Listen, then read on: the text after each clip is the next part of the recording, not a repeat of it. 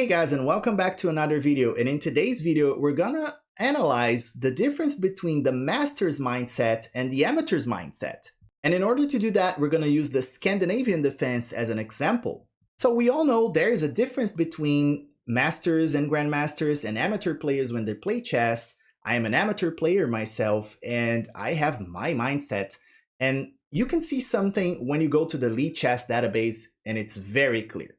So when you go to the Lead Chess database and you see there is a division, there's like a distinction between the Masters database and the Lead Chess normal database with the games that are played online by amateurs. Of course, there are Masters and Grandmasters there, but most of the games are played by amateurs. So you can see that there's a difference on the way people play against e4. So the e4 is by far the most popular opening in chess, and how the opponents react is very different. In the Masters database, if you check the Masters database, the most common reply played by black against e4 is the Sicilian defense, c5. So this is by far the most popular one, followed by e5. So this is the most common, the second most common reply by black. And the third most popular is the French defense, which is my favorite defense to play as black, which is e6. So these are the three top defenses from black, the most common ones by masters. Sicilian,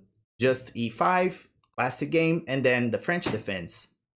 Well, if you change that to the normal Lead Chess database where the amateur games are, you're going to see that by far the most common reply is e5 and not the Sicilian defense. The Sicilian defense is the second most popular, and the third most popular, shockingly, is not the French defense, neither the Caro-Kann, it's the Scandinavian defense, which is crazy. It's something that a lot of people don't understand, but it is the third most common, followed closely, let's be honest, by the French defense. French defense is also pretty popular, but it's the fourth most common.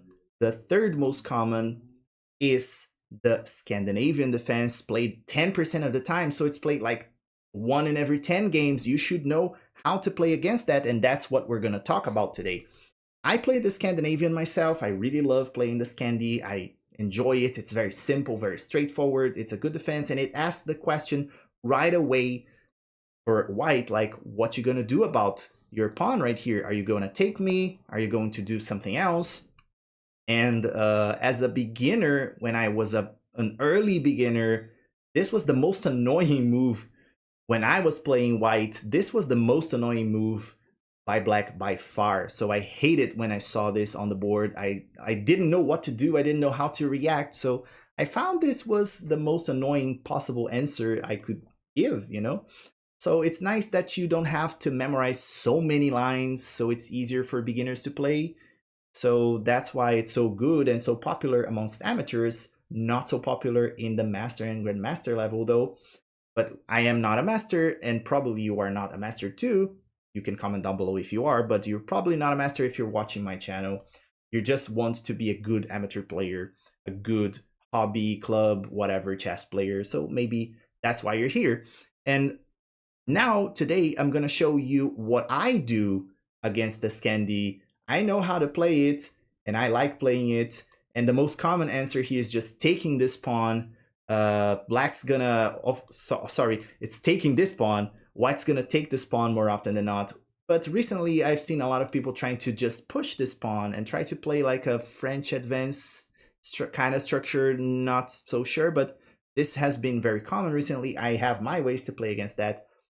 But what I do here when I'm playing white and I see the Scandinavian defense, and it's something that most Scandi players are not ready for, is just pushing d4. And this is something that your Scandinavian defense opponent might not be actually aware of. They maybe don't know how to react to that. So now you're passing the ball like, okay, now what? What are you going to do? And of course, they have many options here, and they can just transpose to a French defense, which is good for you. If you are playing e4, you probably know how to play against the French. You have a weapon against the French. And if you don't, I mean, you can watch the videos in this channel. There are many options to play against the French. They can transpose to a Caro-Kann as well. So this is also good for you If you are an e4 player, you probably have a weapon against the Carol too. And if you don't, probably check out the channel. We have a lot of videos on how to play against the Carol, how to play against the French. And if you are an e4 player, you probably have a weapon against that. So that's it, guys. They can transpose and it's game for you. You already are in familiar territory. But the most common move here is actually taking the pawn, right? You're going to take this pawn. And now they are playing in your line, in your familiar territory. And here I like to play the Blackmar Demer Gambit. Or sometimes if I'm feeling especially adventurous, I go for the Rider Gambit, which is a crazy sideline. We're not going to talk about this in this video, but I have a full video on the Rider Gambit. You can watch this video as well. And here I just play knight to c3, hitting this pawn right here, forcing my opponent to defend it, and they're going to play knight to f6 more often than not. I'm just going to play this move, tricky move, f3, just offering another pawn. Just go ahead and take it. And this is going to give me a lot of development, a lead in development, and this is good for me. If I play f3, more often than not, opponent's going to take it. If they don't, you just go ahead and take it yourself, and then you have a really good center, and this is good for you, right? But if they go ahead and take it, which is the most common move, remember, if you're feeling especially adventurous that day, you can go ahead and play the Rider Gambit, which seems like you're just gambling, you know, even more. You're just giving up a pawn, and, you know, that's not actually true because you have some follow-up moves against that. So your opponent might be aware. They might fall for traps, checkmates of all sorts, losing pieces. This is just chaos on the chessboard. If you like that, Rider Gambit is for you, but it's very risky. Be mindful of that. If you're just wanting to play something safer, actually it's not super safe because it's a gambit. So if you like playing gambits, this is good for you, but it's not as risky as the Rider Gambit. You just take back with your knight and you have a really good lead in development. You have a lot of open lines to place your rooks. You can castle quickly, or you can maybe develop these pieces and castle long, attack your opponent's king here. It's up to you. You have plenty of options. Bishop to d4 is a very common move here, trying to pin the knight. What you're going to do here, try to win this pawn here, is just play h3. Challenging that bishop and asking a question. If your opponent's not aware, they might go ahead and take this knight, and this is a terrible mistake. You're just going to take it back with the queen, and if your opponent's not aware of this attack and this attack, they might go ahead and think like, I won a pawn. They removed the defender. The queen was defending this. The knight was defending this.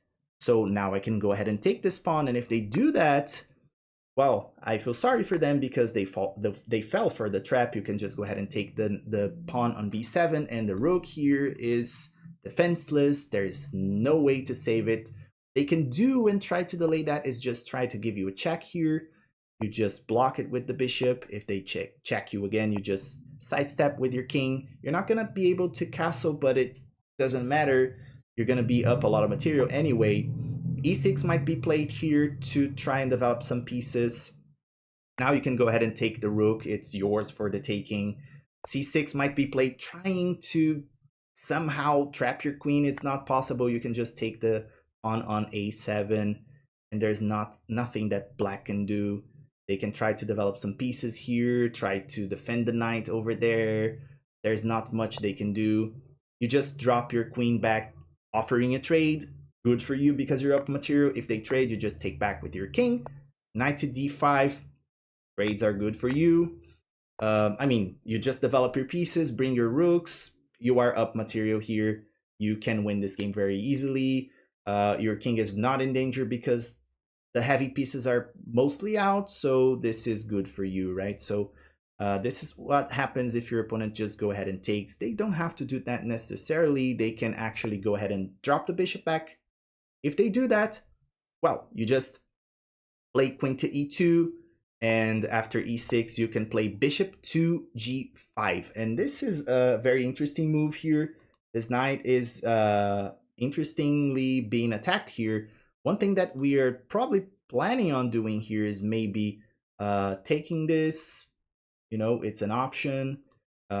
We have some ideas here, but it's an interesting move. Your opponent's probably going to take this knight, and you just take it back with the queen, right? After a move, let's say c6, because your opponent is not super silly, They know about this threat. So after they play c6, you just go ahead and castle long, and this rook is aiming at the lady. So you have, an attack. Your opponent has to be aware of that. Bishop to b4, you can just move your knight away.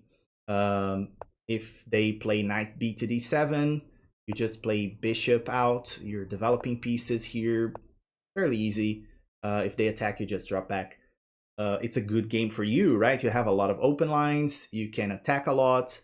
It's a great game. Of course, there are some other options your opponent can go for, but this is pretty much the idea, right? So I also like to keep it even simpler. When my opponent goes like this, takes, and here, or maybe some other move, it's possible that your opponent just plays e6 right away here, blocking the bishop, of course, but playing something safer. You can just go ahead and develop this bishop, castle, bring your rooks here to the open files, and then you play something simpler, just attacking with the rooks here in the open files. It's an option, so you can do that as well. You can kind of castle long like we saw. It's another option. So if your opponent is not aware, they can fall for traps here. And that's why the Black Mardimer Gambit is so simple and so powerful. You have a lot of development, a lot of open lines. This is great for amateurs. That's why it's so popular in the amateur levels in the Lichess database. It's really good. It's all we need. Attacking lines, development, initiative. That's what we are looking for. Well, this opening, the Scandinavian Defense, is not very popular in the master level though. They have their reasons for that. I probably don't understand them because I'm not a pro, I'm not a master or grandmaster. But I do understand that this is a very simple and straightforward opening for black. I like it and I play it and I have some videos on it. So if you are interested, you can watch them. And of course, I have my own weapons to play against it. When my opponent is playing the Scandinavian, you should know how to fight against your own openings, right? So this is a principle we all have to keep in mind. If you like this video, please leave a like, comment down below on something, give me your opinion, say something that I missed in this video, say what you think about this Black Mardimer Gambit, the Rider Gambit, or other ideas in this position. And of course, subscribe to the channel for more. And as always, I see you guys in the next video.